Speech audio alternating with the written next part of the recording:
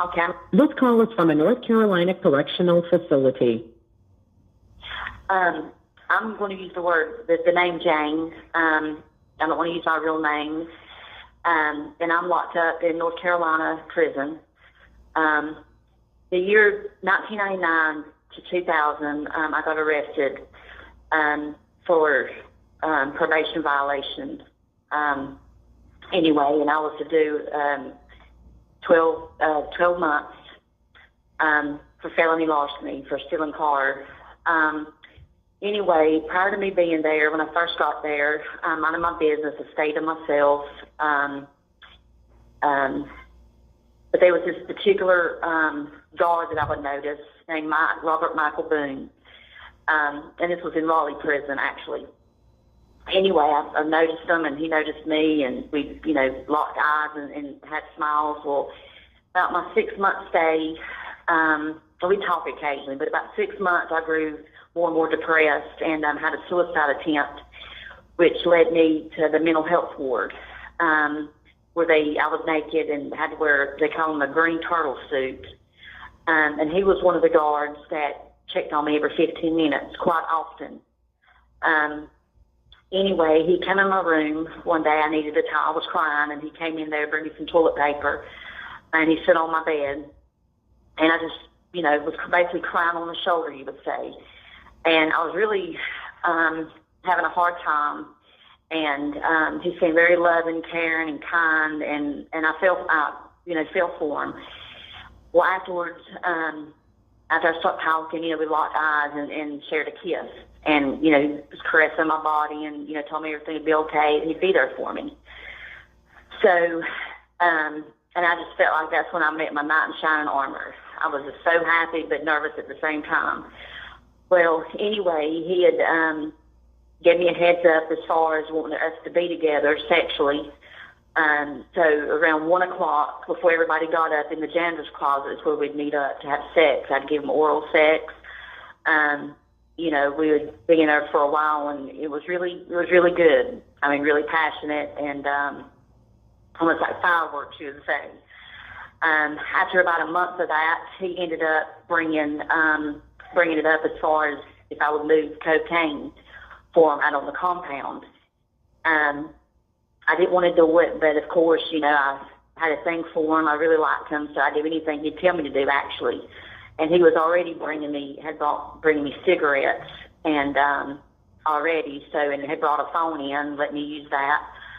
And this whole time this was going on, I'm sharing with my friend Ann, and no one else knew but me and her. Looking back at it, the way she would act when I would tell her makes sense. So anyway, I told them that I would.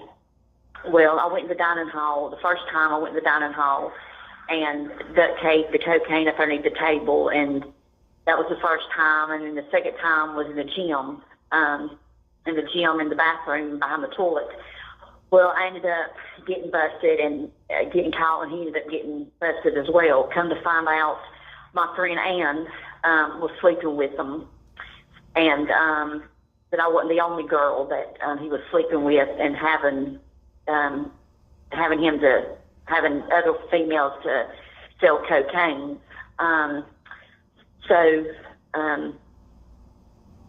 That's the last. I didn't see him the next day. I didn't see him, and I hadn't seen him since. And I don't know really what become of it. But I know that while I fell in love, he just, I know he lost his job. Like I said, I don't know what happened to him, but I do know that he was taking advantage of not only me, but other females in there. He was married. Come to find out, he had children, doing quite well for himself, and that's how he was doing it, through taking advantage of the females in the prison and had them to sell his drugs for him. And so hopefully I can tell this story and just let people know and become aware that things like this do happen in the legal system more and more every day. For instance, 1999, 2000, when I first entered in Raleigh Central Prison in North Carolina's system, started out having a mental health evaluation. I suffered from depression, and alcoholism and addiction. I was seeing a Dr. Yang every month. Talked to him about everything you can think of.